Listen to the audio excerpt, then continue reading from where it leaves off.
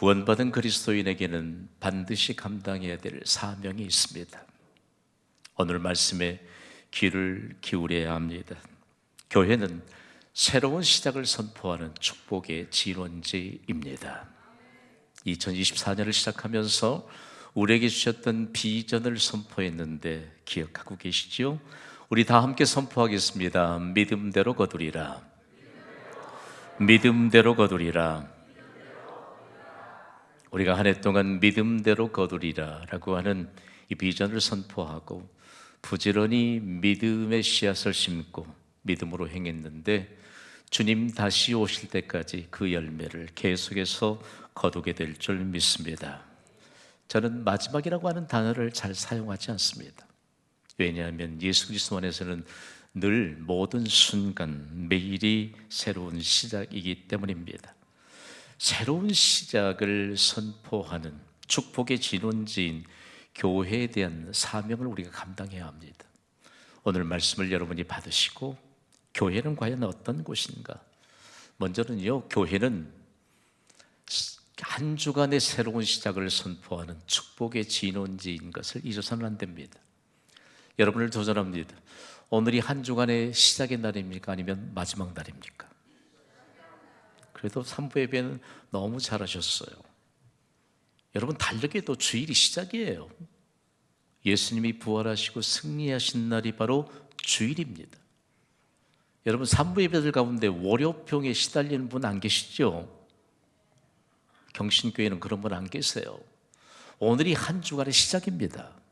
승리의 깃발을 높이 들면서 한 주간의 새로운 시작을 선포하는 축복의 진원지가 교회일진데, 경신교회 성도들이요, 한 주간의 새로운 시작을 선포하는 축복의 진원지인 것을 삶으로 선포하시기를 주님의 이름으로 간곡히 부탁을 드립니다. 다음으로 그리스도인이 감당해야 될 사명은요, 교회는 인생의 새로운 시작을 선포하는 축복의 진원지인 것을 만방에 증거해야 합니다. 여러분, 예수 믿고 구원 받으셨습니까? 이전 것은 지나갔으니 보라, 무엇이 되었도다? 새 것이 되었도다.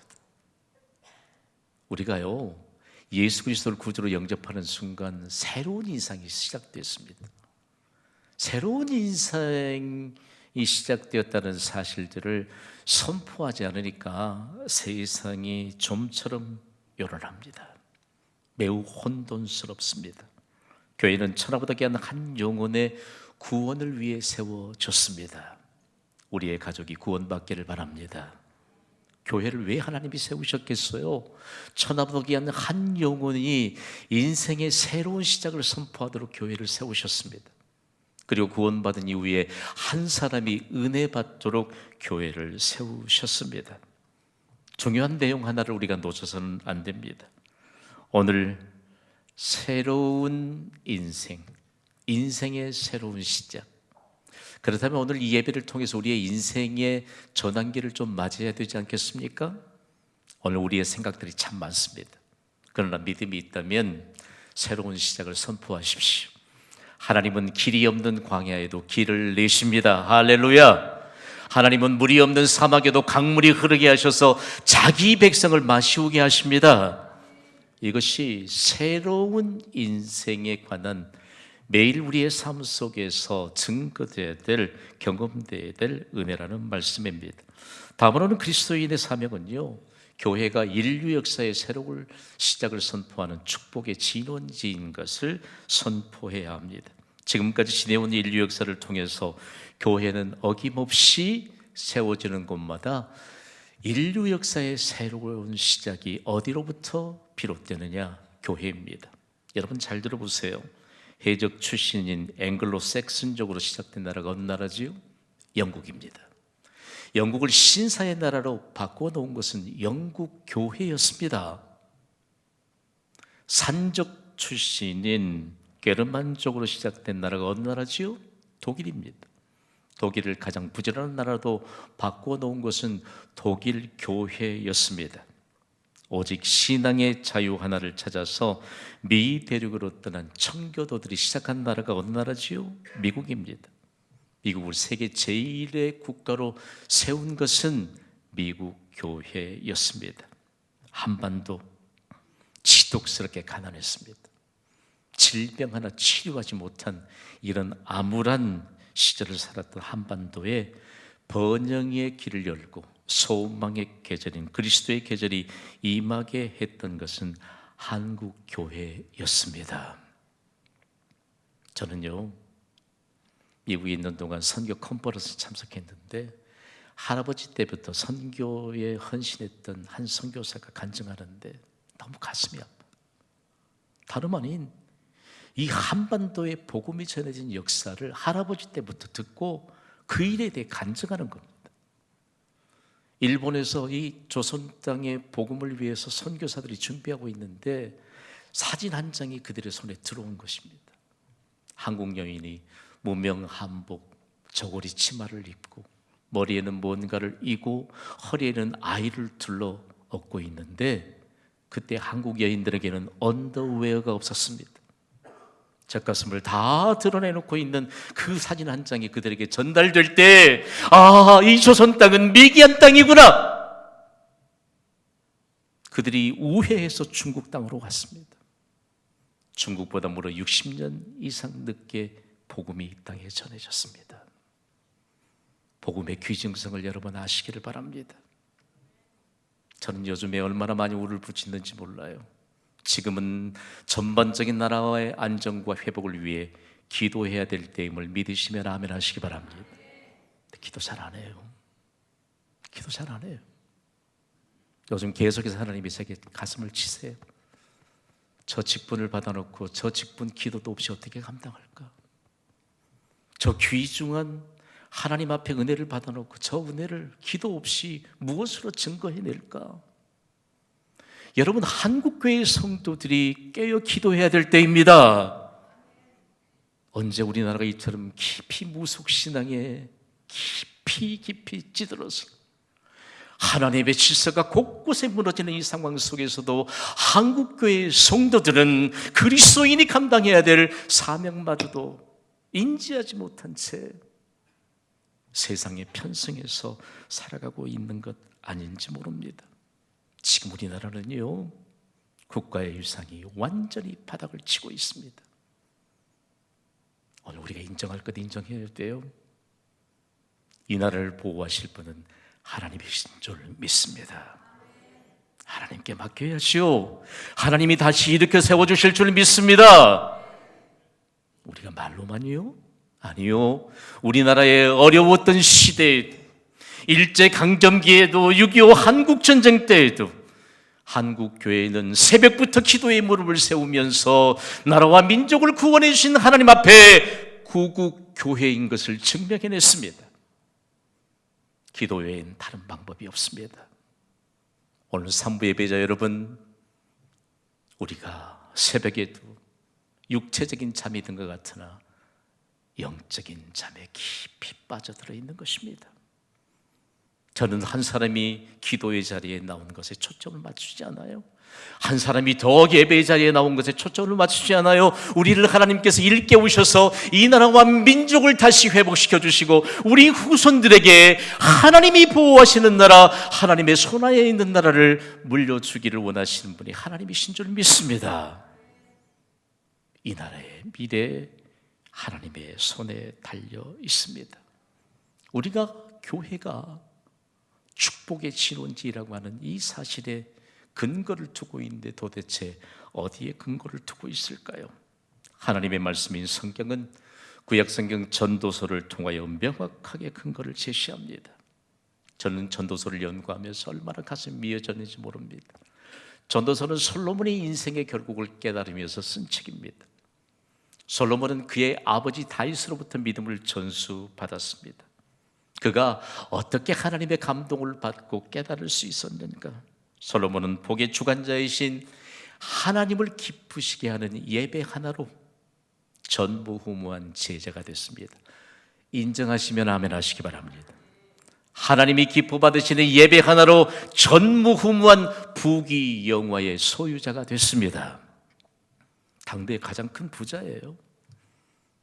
요즘 세상이 어떻게 잘못돼 가는지 세상에 수고도 없이 무슨 헌신도 없이 수십억, 수백억을 손에 쥐는 것이 우리나라의 포털뉴스를 장악하고 있습니다.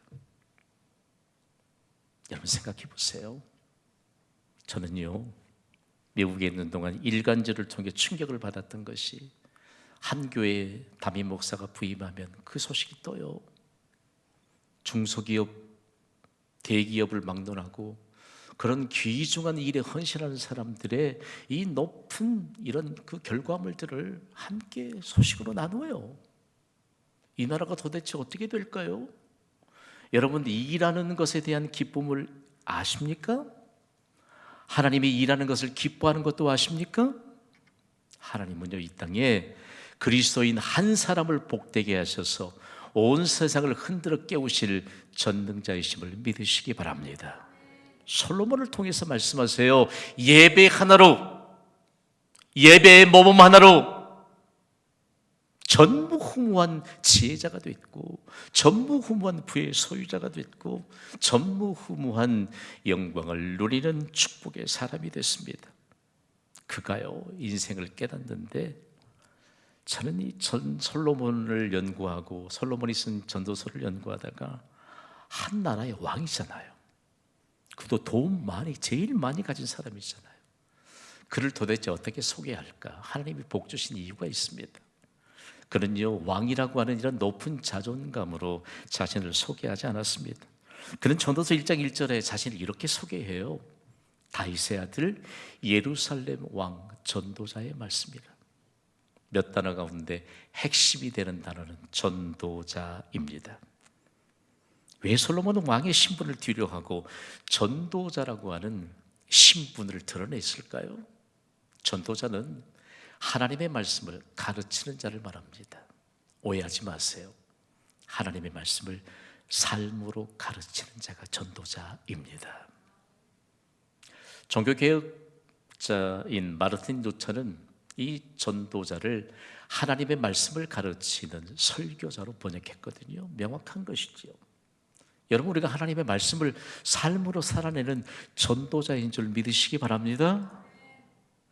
하나님의 말씀을 우리가 삶으로 살아내는 이런 인생을 사니까 우리가 전도자지요. 그러면서 귀중한 내용을 우리에게 가르치는데, 솔로몬이 이런 자기 인생에 관한 깨달음을 구체화시켜서 증거한 말씀이 다름 아닌 오늘 본문 전도서 9장 1절 말씀입니다. 우리 소리 높이 함께 읽습니다. 시작.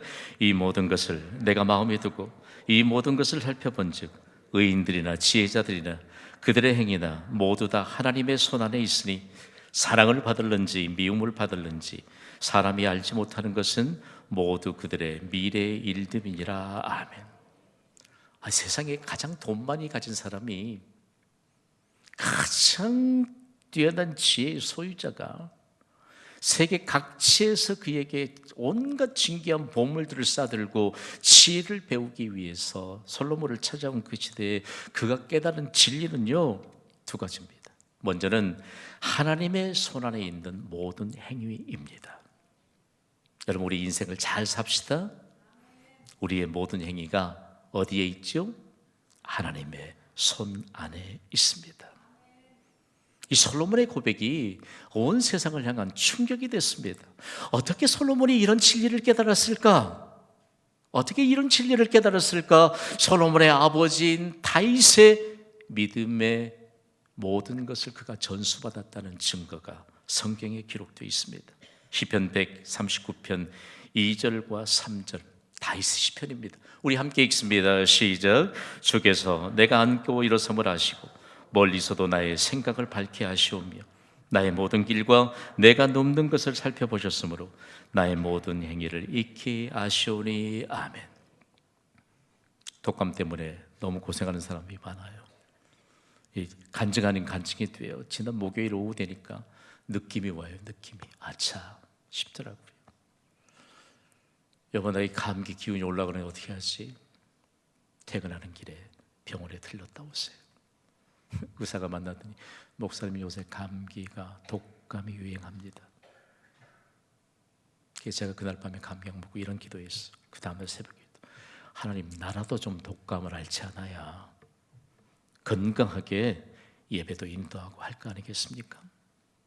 그러면서 우리 성도들에게도 독감으로 인해서 오늘 또 봉사의 자리에 서지 못하는 우리 동역자들이 있고 예배 자리에 나오지 못한 이들도 있는데, 중요한 것 하나, 우리의 안고 일어서는 모든 행위를 하나님이 아십니다. 손 안에 두십니다. 보십니다. 사람은 모를 수 있지요. 그러나 하나님은 아십니다. 하나님은 아세요. 그러면서 그가 어떤 영향력을 끼쳤을까? 후대에요, 선지자로 부름을 받았던 예레미야는 하나님으로부터 직접 부르심을 받고 이런 내용을 기록하고 있습니다. 예레미야 18장 6절입니다. 우리 함께 읽습니다. 시작. 여호와의 말씀이니라. 이스라엘 족속아, 이 토기장에 하는 것 같이 내가 능히 너희에게 행하지 못하겠느냐? 이스라엘 족속아, 진행이 토기장의 손에 있음같이 너희가 내 손에 있느니라. 아멘. 하나님 보시기에 선택받은 이스라엘 백성들이 답답합니다. 여러분, 하나님 앞에 살 길이 있는 줄 믿습니다. 하나님의 말씀이 살 길인 줄 믿습니다. 여러분, 하나님 앞에 나와 기도하면 살 길이 열릴 줄 믿습니다. 그런데 어두워진 그 시대에 자기 백성을 향해 하나님이 토기장이라고 말씀하세요. 우리는요, 성경 말씀을 받으면서 언어의 한계를 인정해야 돼요. 구약의 원문인 히브리어는 토기장이를 요체르라고 하는 단어로 기록하고 있거든요. 이 단어가 창조자를 의미하는 야차르로부터 왔습니다. 하나님이 토기장이이신데 하나님이 창조자이시다. 여러분, 토기장이는요, 같은 제품을 여러 개 만드는 사람이 아닙니다. 오직 유일한 작품을 만드는 도예가가 토기장이입니다. 여러분, 우리 중에 똑같은 사람이 있어요? 일란성 쌍둥이도 똑같지 않아요. 우리가 착각하고 있어요. 오늘은 좀 믿음의 자존감을 가지고 옆에 있는 분을 좀 축복해 주세요. 나는 유일한 하나님의 작품입니다. 시작. 여러분, 기억하세요. 기억하세요. 하나님이 나 하나만 유일하게 만드셨지 똑같은 사람 만들지 않으셨어요. 그러면서 우리에게 하나님이 말씀하세요. 너희의 모든 것이 내 손 안에 있다고 말씀합니다. 그런데 우리의 손에 쥐고 있는 게 너무 많아요. 우리의 손에 쥐고 있는 게 너무 많아요. 너무 많아요. 우리의 손에 쥐고 있는 게. 시간도 우리의 손에 쥐고 있어요. 하나님께 드릴 시간 없습니다. 뭘 그렇게 많이 계산하십니까? 저는 지금까지 여러분에게 수학 공식을 가르쳐 본 적이 없습니다. 교회는 돈으로 세워지는 거 아닙니다.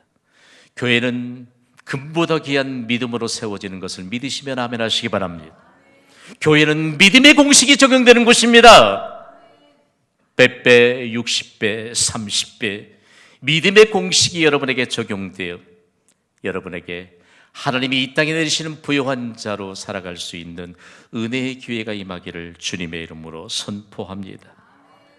이 진리를 솔로몬이 깨달은 겁니다. 하나님이 얼마만큼 솔로몬을 사랑하셨을까? 그것도 예배 하나로 말이에요. 하나님의 손안에 있는 모든 행위.